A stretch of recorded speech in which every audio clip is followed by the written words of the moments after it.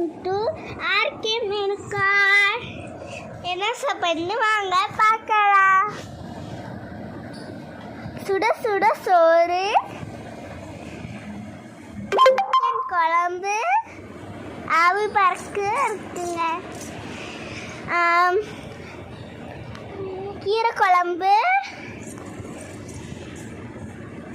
Chicken gravy சூப்பராக இருக்கும், omelette,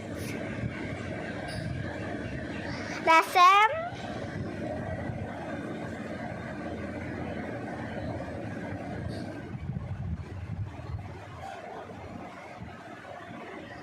பார்த்தீங்களா? இப்போ ஆம்லேட் வச்சு, கிரேவி வச்சு, சாதம் வச்சு, மேலே சிக்கன் குழம்பு ஊற்றிடலாம்.